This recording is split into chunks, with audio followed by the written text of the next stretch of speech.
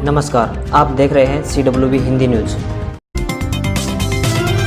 हरियाणा के मुख्यमंत्री मनोहर लाल का कहना है कि किसानों के नाम पर कांग्रेस पार्टी घटिया सियासत कर रही है। सीएम ने कहा कि राजनीतिक रोटियां सेकने का काम पंजाब की सरकार कर रही है, जिसने पंजाब से किसानों को दिल्ली भेजने का काम किया है। मुख्यमंत्री ने कहा कि जब किसान दिल्ली में पहुंच गए हैं तो उन्हें केंद्र से बातचीत की पेशकश को स्वीकार कर वार्ता करनी चाहिए, क्योंकि किसी भी मसले का हल बातचीत से ही निकल सकता है। सीएम मनोहर लाल ने दोहराया कि पूरे आंदोलन में असामाजिक तत्व भी शामिल हैं, जिन्होंने पत्थरबाजी की और पुलिस कर्मियों पर हमला किया ताकि शांति व अमन को बिगाड़ा जा सके। नेता विपक्ष और पूर्व सीएम भूपेंद्र सिंह हुड्डा का कहना है कि पंजाब ही नहीं बल्कि हरियाणा, यूपी, राजस्थान सभी राज्यों के किसान दिल्ली पहुंच गए हैं। केंद्र जबरन 3 कृषि बिलों को किसानों पर थोपना चाहता है। कांग्रेस किसानों के साथ में खड़ी है।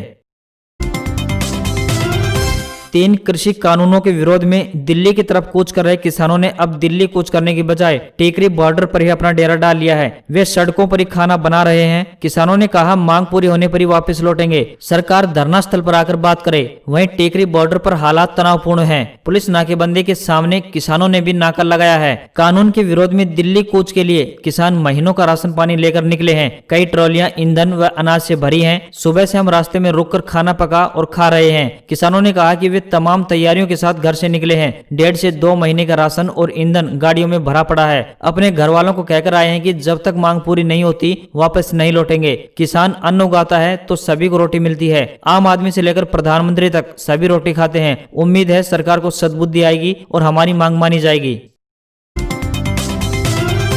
3 कृषि कानूनों के विरोध में दिल्ली की तरफ कूच कर रहे किसानों को रोकने के लिए जहां सरकार हर संभव प्रयास कर रही है, तो वहीं दूसरी तरफ किसान आंदोलन ने एक बार फिर से रोडवेज के लंबी रूट के पहियों को जाम कर दिया है। मथुरा, हरिद्वार, दिल्ली, चंडीगढ़, देहरादून, हिसार पर चलने वाली बसों में जहां कुछ पूर्ण रूप से बंद है तो कुछ सिर्फ आधी दूरी तक ही चल रही है। इससे एक तरफ जहां यात्रियों को परेशानी का सामना करना पड़ रहा है, तो वहीं दूसरी तरफ रोडवेज को भी आर्थिक नुकसान हो रहा है। लंबे रूट की बसों के पहिए कब तक थमे रहेंगे, इस बारे में भी कुछ नहीं कहा जा सकता। भिवानी से देहरादून, हरिद्वार की तरफ जाने वाली बसों का संचालन पूर्ण रूप से बंद कर दिया गया है। हरियाणा विद्यालय शिक्षा बोर्ड द्वारा सेकेंडरी एवं सीनियर सेकेंडरी वार्षिक परीक्षा मार्च 2021 के लिए विद्यालयी व स्वयं पाठी पूर्ण विषय व आंशिक व पूर्ण विषय अंक सुधार एवं अतिरिक्त विषय से संबंधित परीक्षार्थियों के ऑनलाइन आवेदन पत्र भरने की तिथि को बढ़ाकर 15 दिसंबर 2020 तक कर दिया गया है। 100 रुपए विलंब शुल्क सहित 16 से 22 दिसंबर, 300 रुपए विलंब शुल्क सहित 23 से 29 दिसंबर तथा 1000 रुपए विलंब शुल्क सहित 30 से 5 जनवरी 2021 तक आवेदन कर सकते हैं। महर्षि दयानंद यूनिवर्सिटी की बीएड एडिशनल की प्रैक्टिकल परीक्षाएं 1 दिसंबर से प्रारंभ होंगी। परीक्षा नियंत्रक डॉक्टर BS सिंधु ने बताया कि बीएड एडिशनल की प्रैक्टिकल परीक्षाएं 1 दिसंबर से 3 दिसंबर तक गौड़ ब्राह्मण कॉलेज ऑफ एजुकेशन में आयोजित की जाएंगी। 1 दिसंबर को रोल नंबर 68,37,001 से 68,37,120 तक, 2 दिसंबर को रोल नंबर 68,37,121 से 68,37,250 तक तथा 3 दिसंबर को रोल नंबर 68,37,251 से 68,37,350 तक की परीक्षाएं आयोजित की जाएंगी। प्रैक्टिकल परीक्षाएं प्रातः 9 बजे से प्रारंभ होंगी।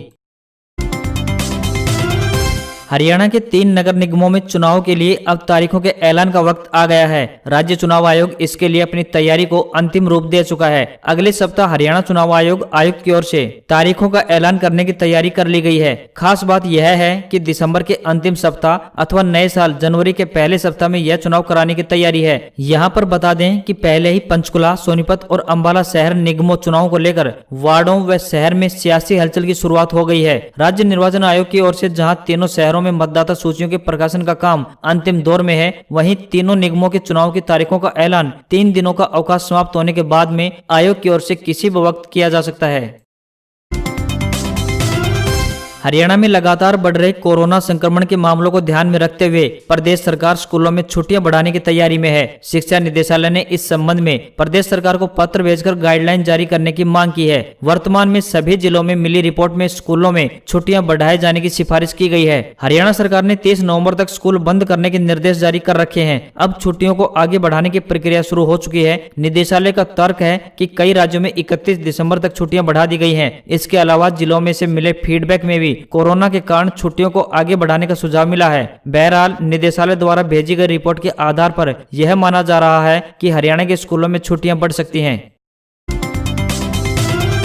सिंधु बॉर्डर पर आज हमें किसानों ने अपनी मांगों को लेकर हुंकार भरनी शुरू कर दी है। इस बीच किसान नेता सरदार वीएम सिंह ने कहा कि हमारी केंद्र सरकार से केवल एक मांग है, वह मान ले तो काहे का किसान आंदोलन। किसानों का मुद्दा उठाने वाले वीएम सिंह कहते हैं कि सरकार केवल न्यूनतम समर्थन मूल्य यानी एमएसपी पर खरीद सुनिश्चित करा दे। किसानों की आवाज उठाने वाले चौधरी पुष्पेंद्र सिंह ने कहा कि सरकार एमएसपी पर खरीद करा दे तो दिक्कत ही क्या है। मीडिया से बातचीत में वीएम सिंह ने कहा कि सरकार केवल यह सुनिश्चित कर दे कि कारोबारी कंपनी, कोई व्यक्ति या सरकार की संस्थाएं जो भी किसान की उपज को खरीद करेगी वह न्यूनतम समर्थन मूल्य पर ही होगी। जो भी इसके कम दाम में या किसान की उपज खरीदेगा वह जेल जाएगा और यह आपराधिक कृत्य में आएगा। सरदार किसान नेता ने कहा कि केंद्रीय कृषि मंत्री ने भी 3 दिसंबर को केवल पंजाब के किसानों को बातचीत के लिए बुलाया है। अब यह कोई बात हुई कि आज पंजाब के संगठन से बात करेंगे तो कल हरियाणा, फिर राजस्थान, उत्तर प्रदेश और उत्तराखंड और फिर बाकी अन्य राज्यों के हर राज्य और हर संगठन के प्रतिनिधि से एक साथ बातचीत क्यों नहीं हो सकती। हरियाणा के युवाओं की कुछ बात ही अलग है। उन्हें रोजगार तो चाहिए मगर योग्यता के हिसाब से ही। योग्यता अधिक होने के चलते ग्रुप डी यानी चतुर्थ श्रेणी की नौकरियों में भर्ती हुए नौजवान नौकरियां ज्वाइन नहीं कर रहे हैं। हरियाणा सरकार द्वारा 2 बार वेटिंग लिस्ट जारी किए जाने के बावजूद बेरोजगार युवाओं ने इन नौकरियों से मुंह मोड़ लिया है। चतुर्थ श्रेणी की नौकरियों में हजारों ऐसे लोगों ने आवेदन किए थे जिनकी योग्यता पीएचडी, स्नातक और स्नातकोत्तर तक थी। उन्हें जब पता चला कि योग्यता के विपरीत काम लिए जा रहे हैं तो उन्होंने ज्वाइन करने से ही परहेज कर लिया। हरियाणा के मुख्य सचिव विजय वर्धन के कार्यालय ने अब प्रदेश के सभी विभागों को एक पत्र जारी कर ग्रुप डी में नौकरी ज्वाइन नहीं करने वालों की एक सूची मांगी है। इस सूची के आधार पर तीसरी वेटिंग लिस्ट को जारी किया जाएगा अथवा रिक्त पदों पर भर्तियों के लिए नए सिरे से पोस्ट भी निकाली जा सकती है। आम लोगों को जल्द ही अब किराए पर घर लेकर रहने के लिए चुकाने वाली मोटी रकम से राहत मिलने वाली है। दरअसल पीएम आवास योजना के तहत शहर की जानी मानी कॉलोनियों में आपको मकान मात्र 2500 रुपए से लेकर 3000 रुपए में किराए पर मिलेगा। हालांकि शहर में यह सस्ते घर का फायदा एक खास वर्ग के लिए ही है। प्रधानमंत्री आवास योजना के तहत शहर के मजदूरों को किराए पर मकान मिलेंगे। एनआईटी, डबुआ कॉलोनी तथा बापूनगर, बल्लभगढ़ में 2296 मकान खाली पड़े हैं। इन मकानों को किराए पर देने की योजना तैयार कर ली गई है। नगर निगम की ओर से डबुआ कॉलोनी में 2500 रुपए और बापूनगर में 3000 रुपए मासिक किराए का प्रस्ताव तैयार किया गया है।